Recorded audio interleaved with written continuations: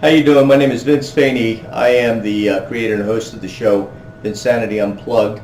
Right now you see me. I'm here in one of my friend's studios doing a podcast. This will also be on my different public access TV shows. Basically, this is to be shared with the community at large, specifically in Eugene and Southern Oregon area. Many of you know that I've been out and about in the community over the years, trying to do the best I can to help alleviate unnecessary suffering.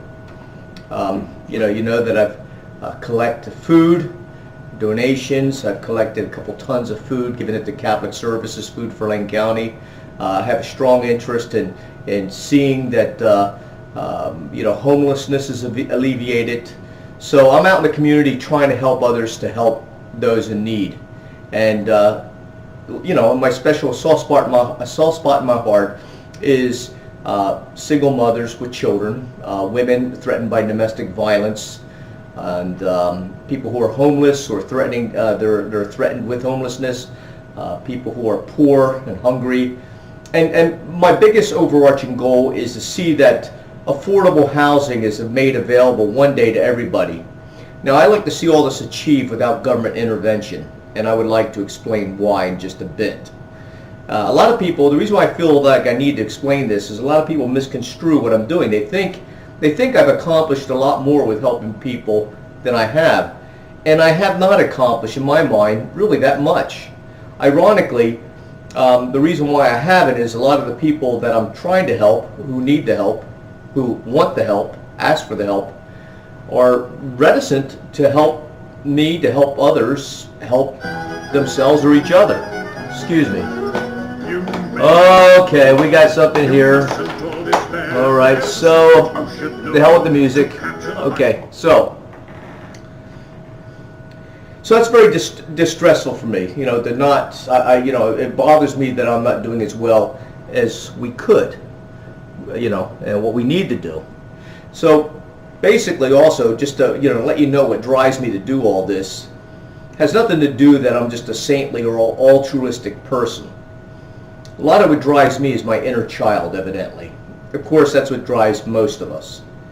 I've gone through a life that has been pretty tough in a lot of ways, but a lot of people's lives are tough. For some reason, my inner child was affected that compels me as an adult to do the things that I do.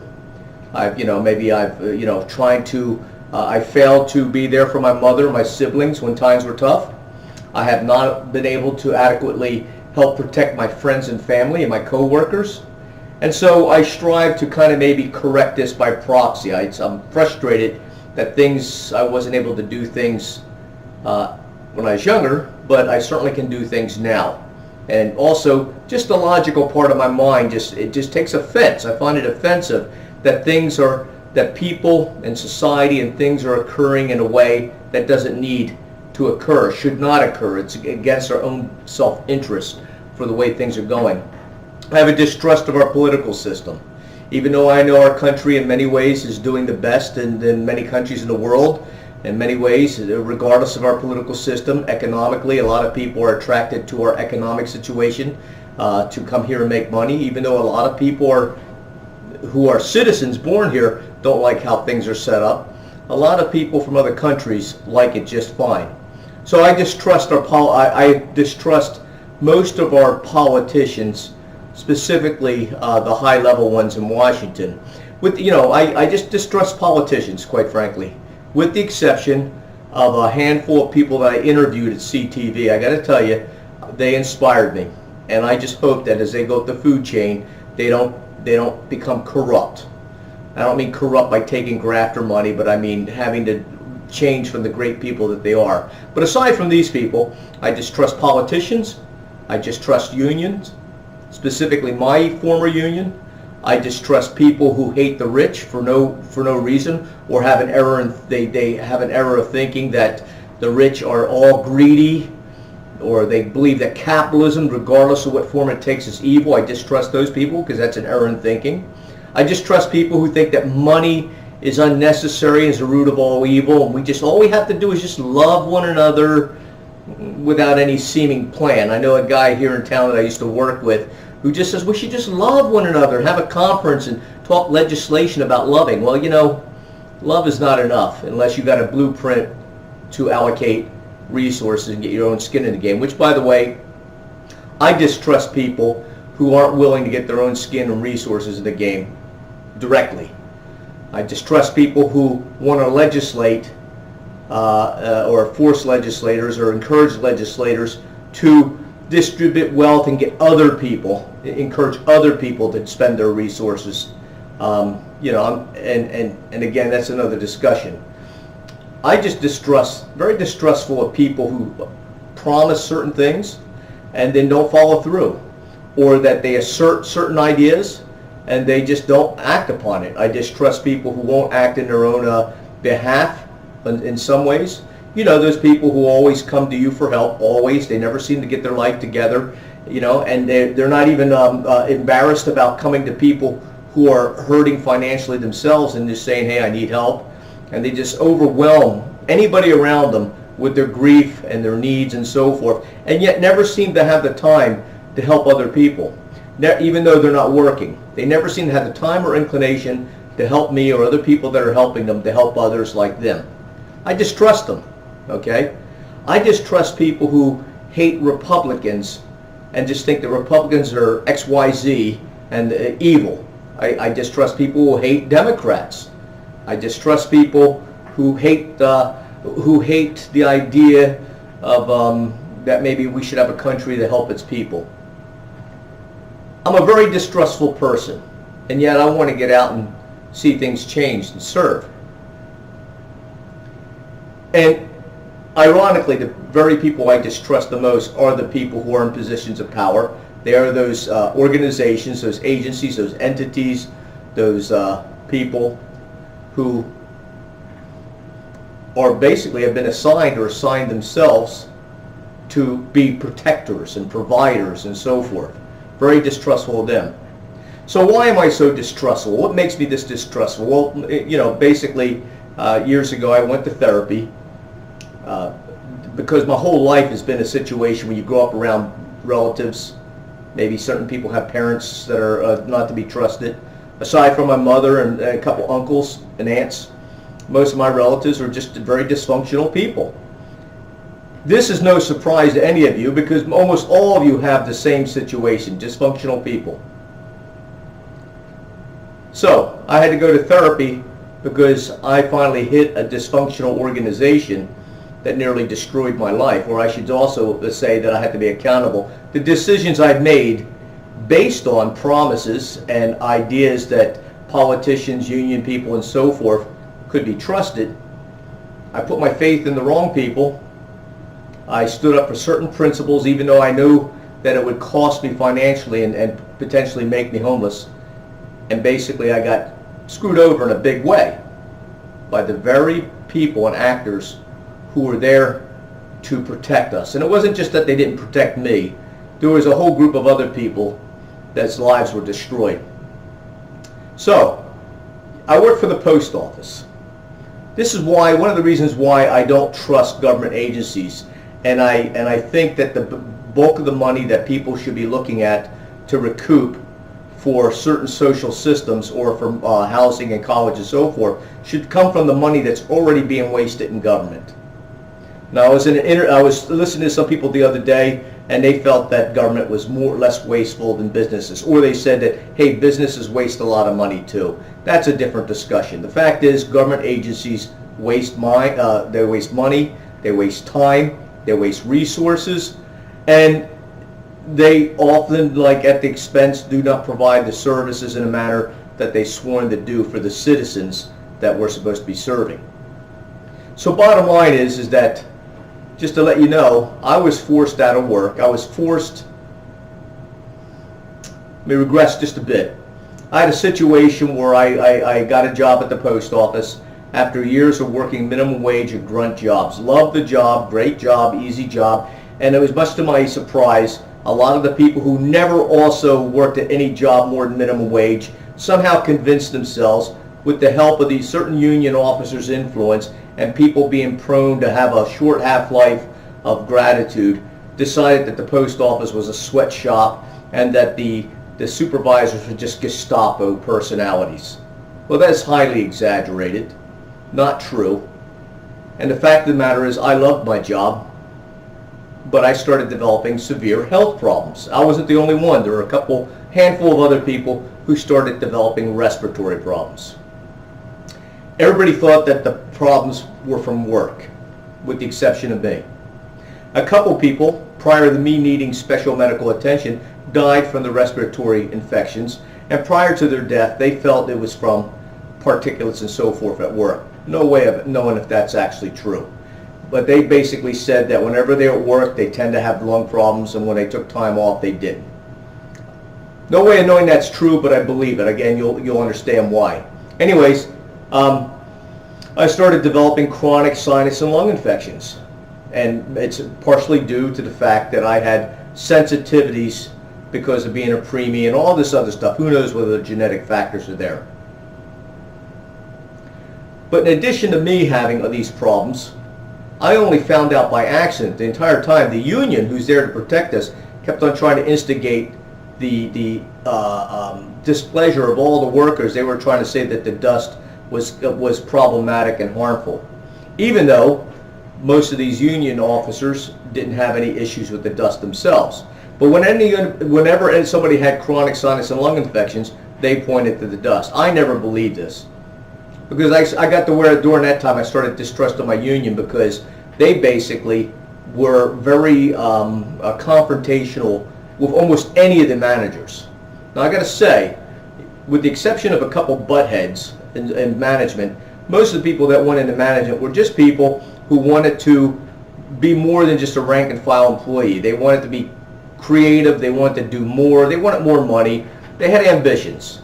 They were hard-working people, genuine people, and yet the union would try to discourage anybody like myself or who I would fraternize with them, because me, I don't care if you're a supervisor or a grunt, you're a person, people deserve respect unless shown otherwise, and somebody's got to be the boss.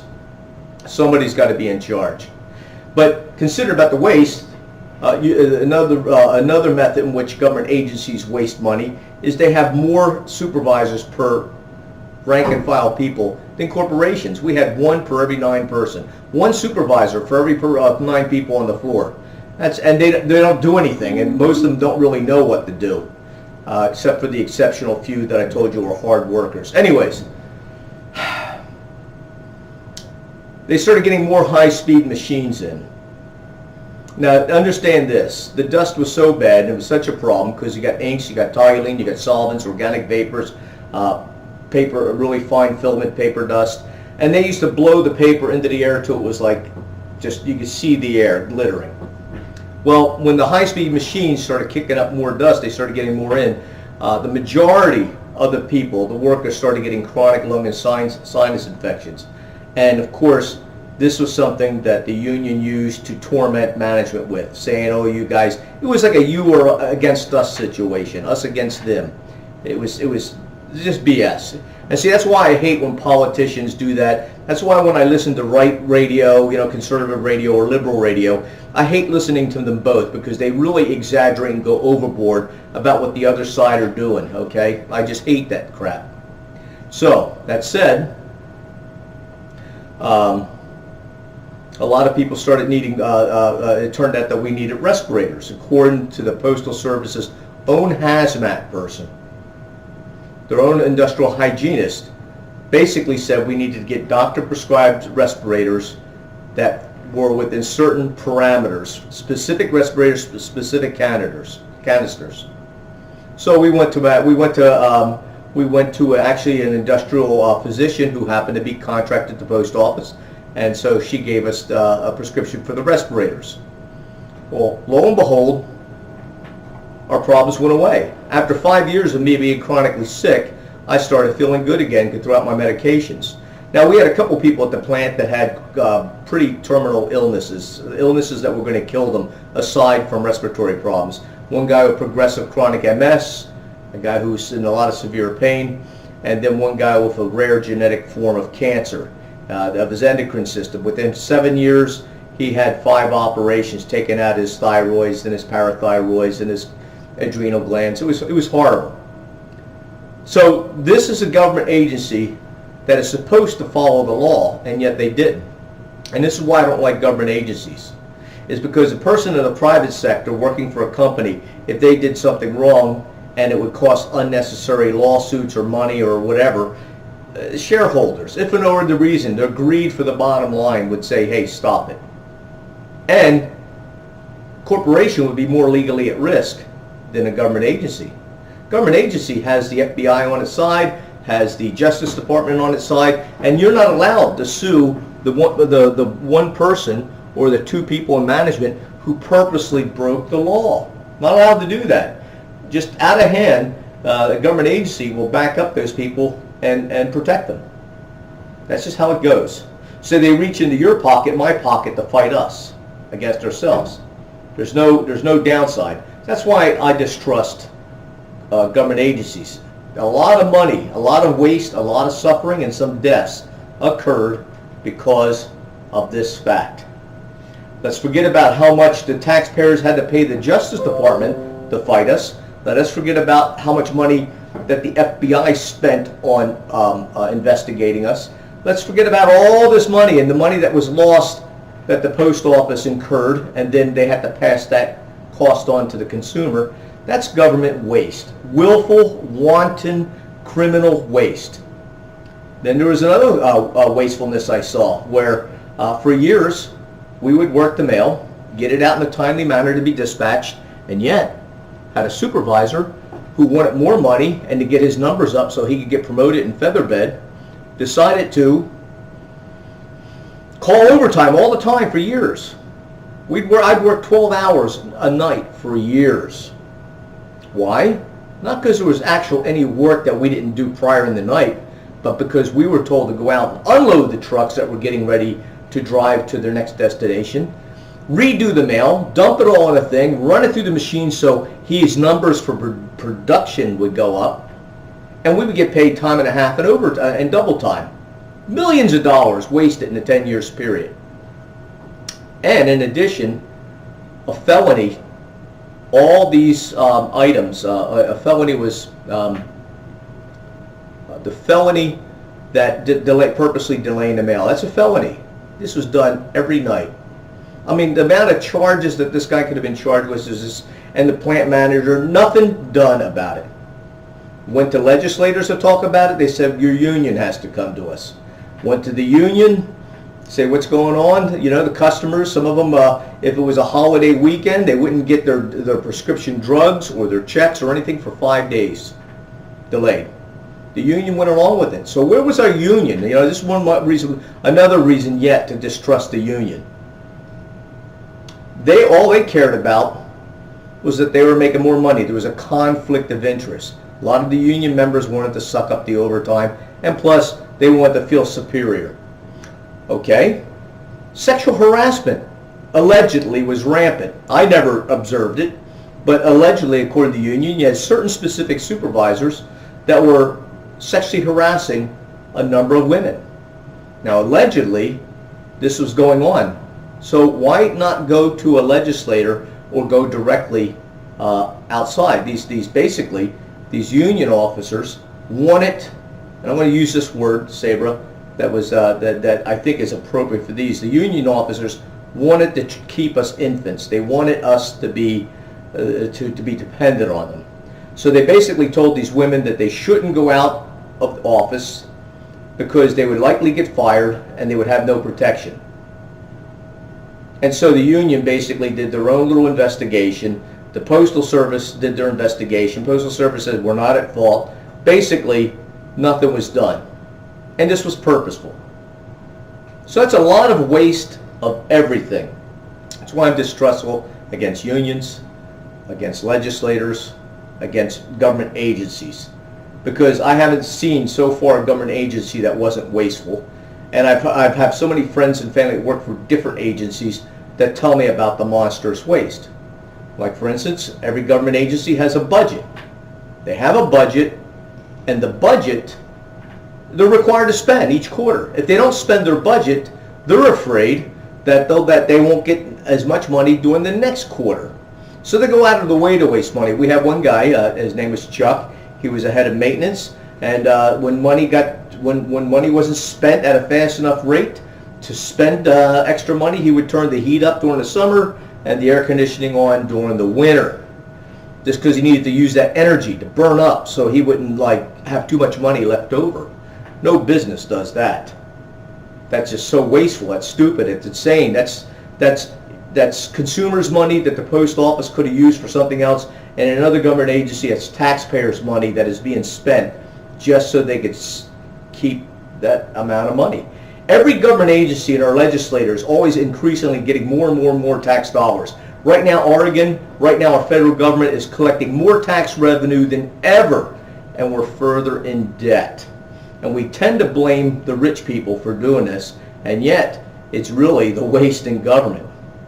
The VA itself, a hospital that I go to deal with some service-connected issues that I have. They have pillows that they use for the MRI, $30 or $50 pillows that would cost that much on Amazon or one of the fabric stores in town. They pay a corporate crony $600 per pillow. That's just one of thousands of examples of waste, all right? Here's the thing. I also distrust politicians that say, I will give you free college, free this, free that, and so forth.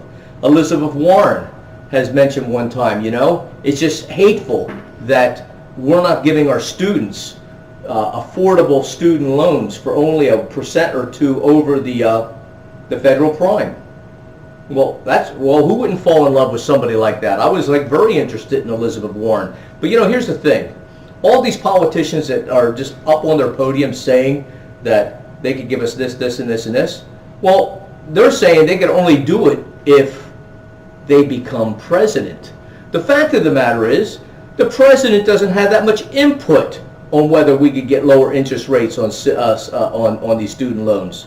The government doesn't have that much input, or not the government, the president doesn't have that much input on whether Congress or some companies overcharging money for body armor or anything like that. That's all Congress. And when you got these people in Congress telling us that they're not unable to do anything unless they become president, that's bull. Problem is, every one of these people want to become president, so they put off to the side what they could cure today. There are so many problems we have, so many issues, that with the wave of a pen, most of our politicians could cure and take care of most of our problems that would satisfy any person with socialist leanings or capitalist leanings. The fact is, they don't want to cure anything because that would mean that their job would be obsolete. There's no need for them to be a career politician. So this is purposeful. This is purposeful that they're doing that. So you're going to trust people like that? So when you get a president that comes out that says, we need a Green New Deal, and it's going to cost this much, and we need this, and we can change that, and we'll stop government waste, and we'll stop these rich people from doing this, and we'll have all these things. And here's the thing. They're promising us something that they have less control of than the government agencies they oversee. They have far less control because it'd be one person who has to then deal with a Congress that may or may not be hostile to them, to an executive branch, a judicial branch, a representative branch. I mean, it's just a nightmare. So am I supposed to trust these people who want to be these angels of social engineering to make everything right when they're failing to keep in control the government agencies that are currently wasteful? And this isn't me making it up.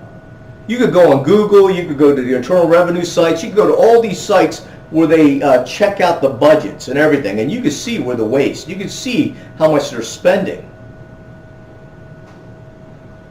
Are we supposed to believe these people? These people who are saying, I'm going to go after the rich for harming you? I'm going to go after the rich because no one should be greedy, no one should make this much money, and yet all the politicians, at least 50% of them, are in the 1% or higher category. So you got people who are basically saying, I'm a social democrat, but I got 3 mansions. I can only live in one at a time. It's not like I'm using these other mansions or places as a way of generated income that I could give to the poor, or that I can provide my family or the community, or whatever, or even provide some extra income for myself for whatever. You got people who basically are rich because they've got themselves into politics. Many of them, like Pelosi and so forth, were rich prior. I don't have a beef with that because, I'm not anti-capitalist. I'm not against Bernie or Michael Moore or anybody having stuff or being in the 1%. But I do have it does make me a little uncomfortable when we have somebody who's basically saying these people need to reallocate their wealth, and it's kind of ironic that maybe the people they're going after have a little bit more wealth. And quite frankly, I don't even believe that, like a lot of people are fearful that Bernie's too much of a socialist and he's going to ruin the country. The fact is, I'm actually a little confident that the system is such that, you look at President Trump and even Obama, there is a lot they can't do because they have people even in their own party fighting them. So it's not like Bernie's going to have total control. It's the fact that, any politician will say, I promise this, this, or this, when they know that they depend on the very corporations and so forth themselves. The very corporations, they depend on themselves to have investments. If you look at all these politicians, they have investments outside of their federal retirement plan. They have investments. What is it invested in? They're investing in a lot of the most successful companies. And how are these companies the most successful? By doing things that many politicians or many people who want to see socialism hate, by following the bottom line. So basically, they have these investments in stocks and bonds and mutual funds. In fact, my own federal retirement, their federal retirement, would not be there if it wasn't for financial experts putting our money into these different companies, the very companies that people want to see reined in or maybe crushed, or there's a lot of people who don't even think that shareholders should get money. They don't think that stocks and bonds should be even legal. They think that companies should just make money, tax the hell out of them, give it to the poor. Where then, if that was true, where then, even if you took that extra tax money, where would you put that money for federal retirement? There'd be none of these companies that you could invest stocks and bonds into. So I don't trust people who believe in that sort of weird, that money is evil, rich people are evil, we don't need to invest in stocks and bonds and this and that. Show me a spreadsheet that actually works, where we can have the type of economy you think we want. So I'm very distrustful of all this. I'm distrustful of the fact that when I went to legislators and said, look, got a lawsuit here, we've got some people dying, I'm afraid they're going to die on us, do something. Could you make a phone call? And they didn't. I'm very distrustful of politicians because when a couple of us were looking into finding out where body armor could be purchased for the people in the army in Iraq and Afghanistan who was not being provided body armor, no one seemed to know which company was contracted with the government for this body armor. Now, really, you can't, should I trust people who don't even know? They're all on appropriations committees. Nobody could give me an idea where. And let me tell you, I contacted every politician at the federal level. And for my reward, I got a letter from the Justice Department because they were wondering, I hear you're going to raise money. You better not be collecting, you better keep records. And I tried telling them I'm actually not raising money. I'm not collecting money for body armor for troops. What I'm doing is trying to inspire people. I'm just simply trying to find out which company manufactures the body armor so we know how much it costs, and then we would send money, or I would inspire people to send money to this company so we could send it to the troops. I'm not collecting anything. Me and a realtor guy is going to maybe put in $10,000 a piece and do this, but that's it. So they were satisfied that I wasn't trying to be fraudulent or anything, but I felt pretty betrayed by the legislators. Now, I wrote every single legislator in the United States, not in the United States, at the federal level, yes, and all the state senators and representatives in Washington, Oregon, California. 2 people answered me. I won't name them. One person California, one person local. Federal legislators, 2 of them answered me. But none of these 2 had no way of knowing or even finding out where any of this, where such a company existed. Now, as it turned out, I later learned the reason why I wasn't given that information. They didn't want us to know how much this company was charging for body armor, charging our taxpayers for body armor. I hope it wasn't the same ratio of what the $30 to $50 pillows to the $600 that the VA is spending to a corporate crony. Now, am I supposed to be trustful? Can you understand why I'm not very trustful? Can you understand why I'm a little nervous about socialism? It's not because I don't care about people, obviously. It's not because I don't want to see people have at least minimal needs, their baser needs taken care of.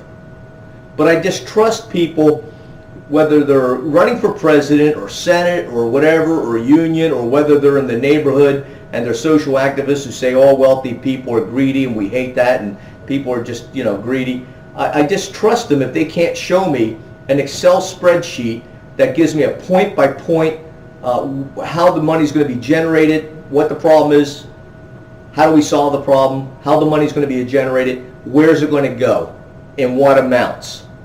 I need a spreadsheet to feel confident. And if I don't see one, I know that they're blowing smoke up my nether regions. That's why I don't trust them. Okay? I just don't trust it. Show me something that's good. And don't quote to me Scandinavians' model of socialism when you don't have an understanding of what they're saying. There's politicians who are saying ABC about Scandinavian socialism.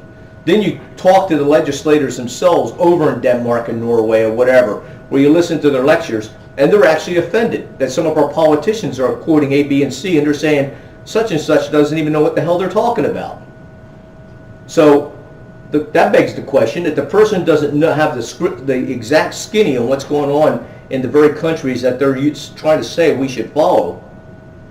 That either means, are they disingenuous, or are they just not educated on the actual situation, or both? I think that's a fair question. Another thing I have trouble trusting is people.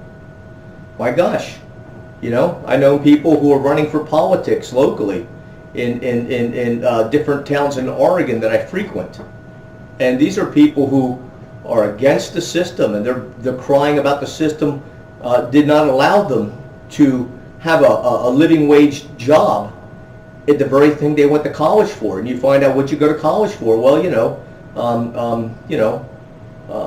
white privilege studies, or feminist studies, or dance theory, or philosophy and English lit.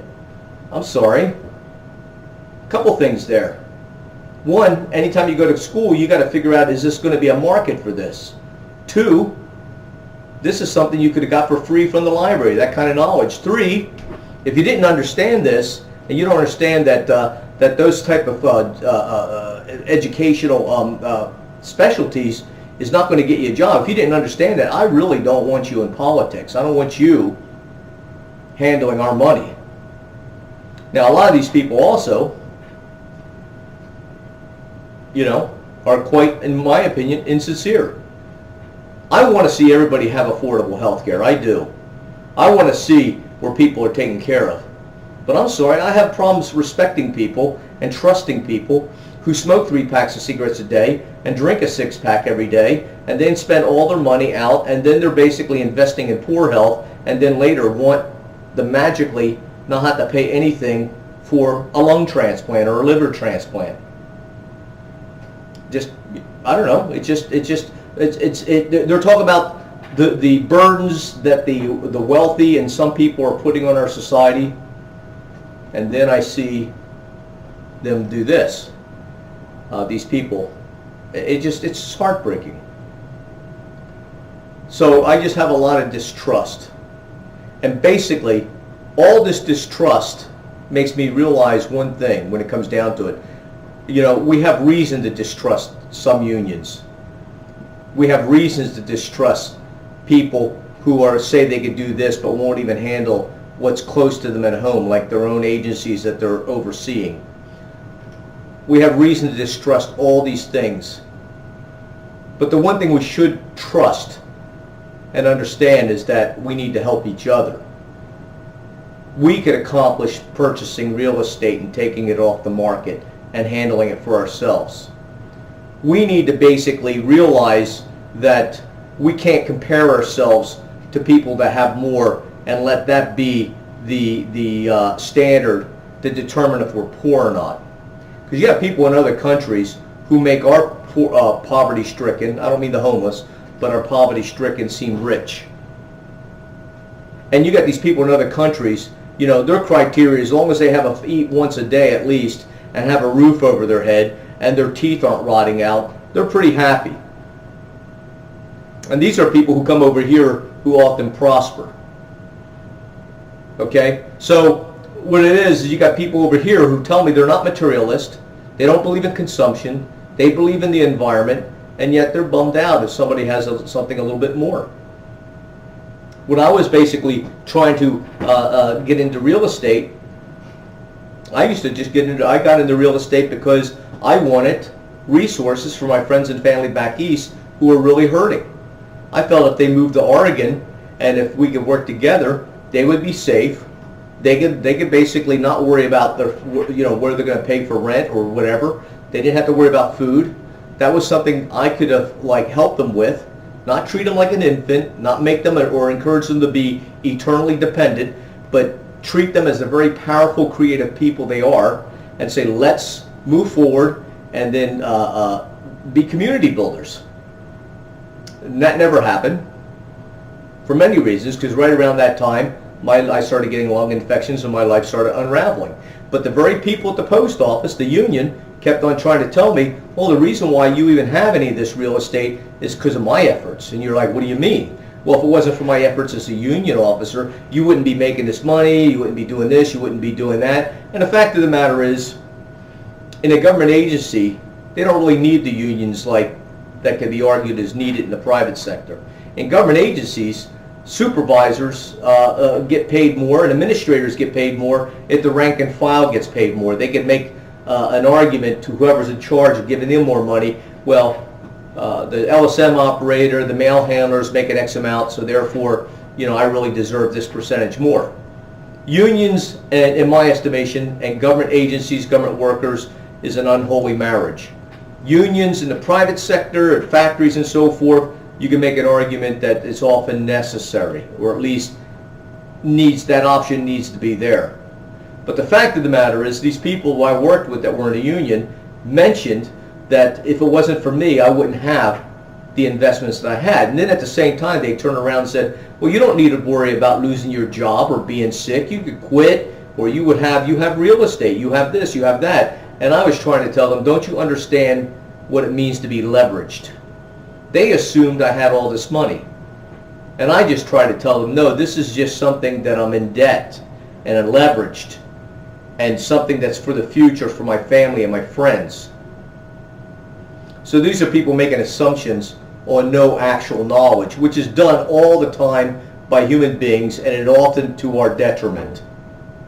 So anyways, again, you know, it all talks about our inner child, and we got to basically figure out why we just go out of hand, hate somebody who doesn't think exactly the way we do not operate the way we do.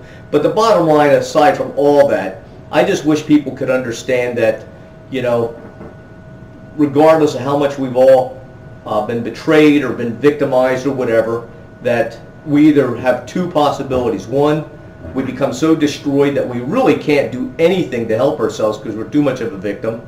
And I'm not blaming victims. You know, I don't want to blame the victims. But that said, it makes me wonder, once a person becomes a victim and has no control over their thoughts or their actions, can they be relied upon to give any kind of advice, you know, relevant advice? When a person can't control their thoughts and actions, and provide in a manner that other people who claim they're not victims, can you rely on them? Are they dangerous to be around? Are they reliable as resources for advice or for any sort of help? Or are they simply going to be dangerous or unreliable? Because once you're a victim, and once you say you're a victim and you are not accountable for anything you think, there are people who say, I am not accountable for anything, then you got to say, is like, okay, so you're unpredictable, just unpredictable, unreliable, perhaps dangerous. Not to say that people who will tell you that they're not victims and may not be victims, because a lot of people are by nature unpredictable and unreliable anyways. But we've all been beaten down pretty much. And so I'm going to ask you, should we make a choice as individuals to try to heal from our past, to try to move forward and to be forthright, to try to be honest, and to have a sense of fair play with ourselves and with each other? Should we try to do that to the best of our ability with the spirit of optimism and adventure?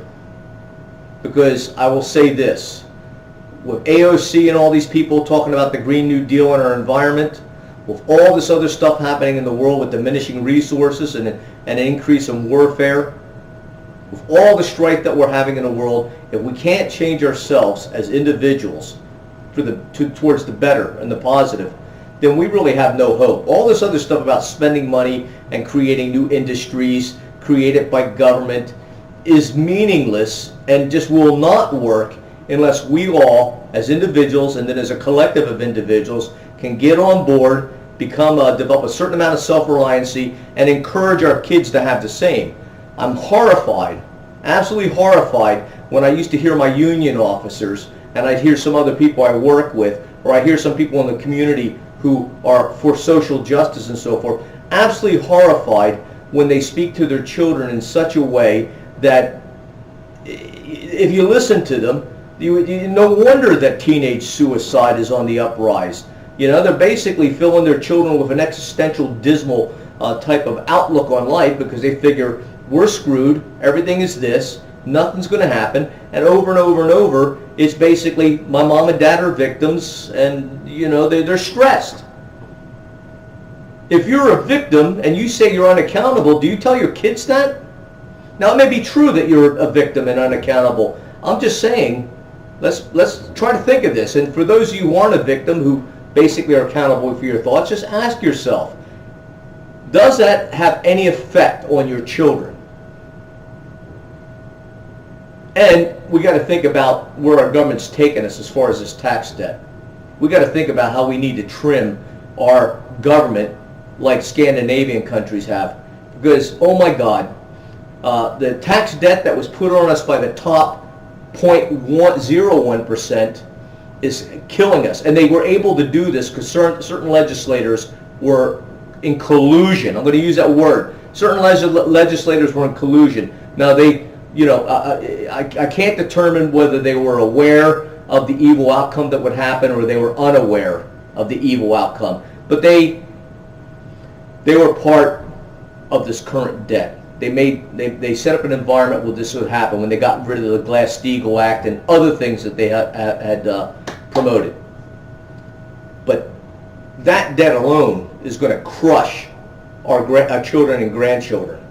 So for each of you, I always hear it. It makes me sick sometimes. Let's do this for the children. Let's do that for the children. I say let's become self-reliant and embolden and help each other and work mightily to get rid of this debt, to help each other attain affordable housing, and to just quit hating each other out of hand just because this person's a Republican, that person's a Democrat. Like, for instance, like Trump. I didn't vote for Trump. He's done some good things. He's done some things or acted in some ways that's appalled me. I'm sorry, my friends who are Trump supporters, it's just the truth. Because I'm a person that believes, yes, it's not necessarily necessary to have a person who's perfect in the office. I think you could have a person who's a bit of a jerk and still do things that are necessary for the country. That said, I'm a person, if I want a leader to be the way I want to be. I want somebody I can look up to and see everything about them stellar. Now, perhaps that's impossible.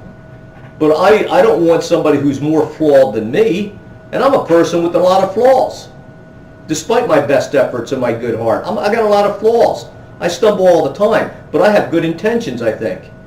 I just can't look at a person who's disingenuous or crude or crass or shifty or is unable or unwilling to give me a spreadsheet on their plan. To me, that's not a leader. Evidently, we elect them and they're in charge, but I look to a leader to be like my childhood heroes, okay?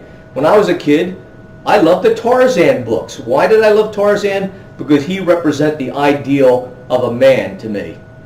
It's superhuman in every way and also virtuous, a nature's gentleman, noble, somebody who could go out for years and be away from his wife and have all these women throw themselves at him. No, I won't. I'm in love with Jane. To me, that's a hero. That's a person I look up to. That's a person I want to be like. I don't want to be like a person who says, I'm going to cut corners. I've done some crappy things in my life, and I've cut some corners, and I'm ashamed of that. I can't change that. But what I can do is strive to put that as far back as possible and become the type of man that I want to be, the type of man that I used to read about in some books and aspire to be. And isn't that what we should all be doing? Isn't that what we should encourage our kids to be doing? Should we not be representative of such people to our children or our nephews or nieces or whatever? That's all I'm saying. If a lot of you people think that's positive, toxic bullshit to be wanting to be that much in that way for our children, then let me know. I'd be interested in hearing it. So I'm sorry if I offended anybody in that last post. I wasn't trying to put down Bernie or Trump or Hillary. I am upfront about what I think of each one of them, but I wasn't targeting them. They're flawed human beings. History will find out how genuine they are or not. In my heart, I hope that they're trying to do good. I was not trying to make fun and dismissive of the people who follows Hillary or fans of Bernie or fans of Trump. In fact, a lot of people who are for Trump were Democrats. And so a lot of people just say, all Trump supporters are deplorable. And I say, well, come on, all of them? A lot of these people, that's over half the country. Over half the countries are deplorables. People who are struggling like you and me. Many of these people are pulling their own weight. Many of these people are your neighbors who would do anything, help you if your car broke down or whatever, just because they were desperate and scared like you and me. They're deplorable. Okay, it could be argued they could have voted for Bernie, but a lot of people I know who voted for Trump were ready to vote for Bernie. But Hillary and the DNC kind of screwed that pooch, didn't they? So they thought Bernie's our first option, and then they thought, Hillary or Trump. And I'm sorry, I'm not a Republican or Democrat. I didn't vote for any of them. But that's what a lot of people decided. They were desperate, they were scared. They wanted somebody who wasn't ensconced in politics. Anyways, I've rambled on long enough. Again, my apologies to all of you. Bye.